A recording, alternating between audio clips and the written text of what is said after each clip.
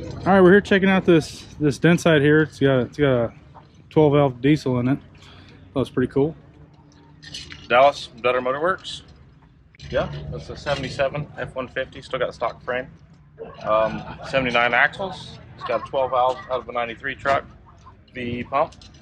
It's got a 6.7 VGT turbo off of a 2014 Cummins there. So I did an air brake or exhaust brake and all air for that stuff. Got my grandpa's toolbox. Battleborn brake system. So this is F350 brakes really out of Battleborn. They're out of Oregon. I did an Alloy Works radiator. Just a first gen radiator because I could use stock hoses. 7.3 intercooler. Had to do some cutting on the core support to make it work. But still got the old stock grill with cracks in it, and it's an old work truck. But it's got a ZF5 in it, and then an NP205 behind that, 1-ton axles. And then I did custom all the exhaust myself, obviously, except I didn't roll the chrome for the stacks. But built a custom shifter out of old flintlock. Did that stuff. It's still a work in progress. But yeah, this is the old truck. That's a cool truck. I like it. Appreciate it. Yeah, I got glow shift gauges because they're cheap and they seem reliable and they work so far. Yeah. Yeah. Yeah, it's definitely got a lot of potential. I like where you're heading with it. But yeah, it's got.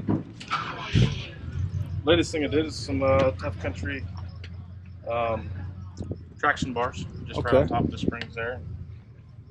It was getting axle hop real bad, so just threw those in there. Pretty easy to put in there and not too expensive either. Yeah, at least they're not the big ladder style. I hate the big ones. Don't like the look of them, but yeah. It's got a fuel pen and spring and governor spring and a little bit more power. How's it drive with the 12 valve and the ZF5? Drives like it should. Yeah. It's awesome. Yeah, I love it. Plenty of power to pull hills, tow with it, everything else, and have the cool factor of an old truck. That 7.3 intercooler fits good. Yeah, so just all I had to do was I took the thing and just kind of core support, cut out the brackets for it right in here, made some brackets, and then if you look right in here, I just indented it and then just used the stock mounting positions for the intercooler. Instead of cutting those ears off, I just mounted them right in there. And then same thing at the bottom, just use the stock positions, put some angle iron right in there. Nice. The bottom of the core support is actually bed frame now. So just some cheap angle iron. Had an old bed frame laying around, so I cut that up and welded it in there and made it work.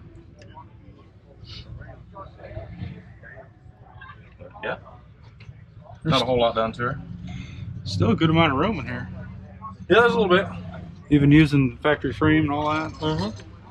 Use factory frame. I'd use the DCS motor mounts because they were the cheapest thing as far as time goes. They're the best built, and then I didn't have the time. It was cheaper to buy those than spend the time to make my own. Right. So like $380. So by the time you spend, 50 hours making your own, you might as well just get them. Yeah. Did that, and then a DCS conversion plate, south bend clutch all through them, and flywheel, and it made the swap super easy to do. And you don't really have a whole lot of wiring to do on this being a mechanical. Nope, not a whole lot of wiring on that. I took the easiest swap in the world and I made it difficult, just from putting the VGT turbo on it. If you look down in here, you can kind of see that. That's a 6.7 turbo with an actuator, and there's an air compressor under the bed. But and then that wiring was took a little bit of wiring, but other than that, like you have alternator wires. I did the internal voltage regulator on the back of the alternator, so it's like $20 off Amazon, and you just take the back off your alternator, wire it in how it says to, and then that works great. The voltage regulator, dual battery setup. I did all the wiring, little fuse box off Amazon.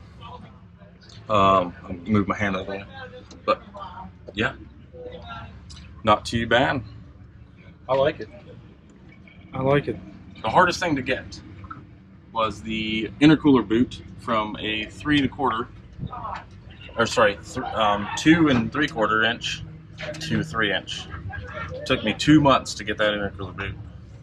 So from HVS, So from 2.75 inches to 3 inches, that comes off the turbo.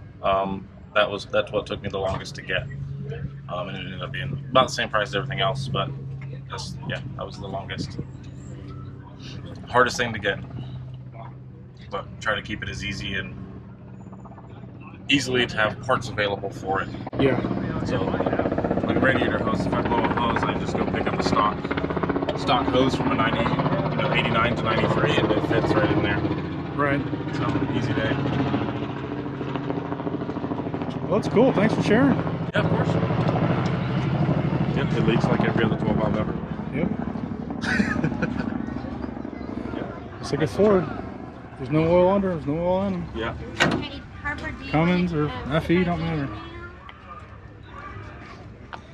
All right, there you go.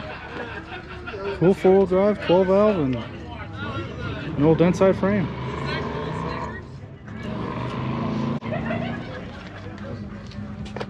You got an Instagram or anything, or? Yeah, Dutter Motorworks is my Instagram. Okay, cool. Yeah, it's the one for the truck and getting that going. But yeah, you want me to do it fired up for you?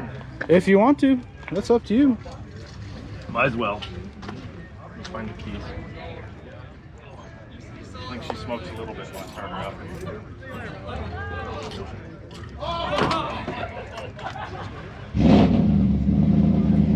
That's not mine.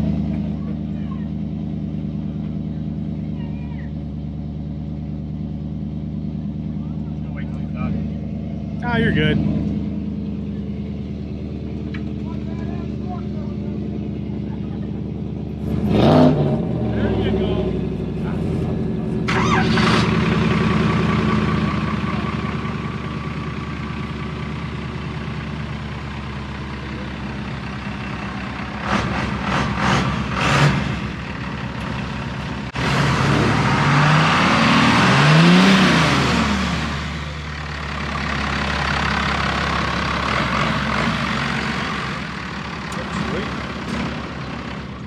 Sweet, well, hopefully you keep seeing it as you keep building it. Yeah, we'll keep going. That's cool. All right, there you have it.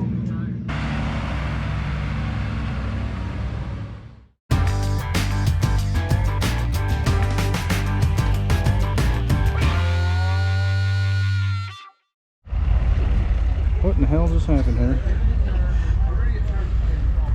Some high-tech redneck over here. I don't know how to use nothing no more.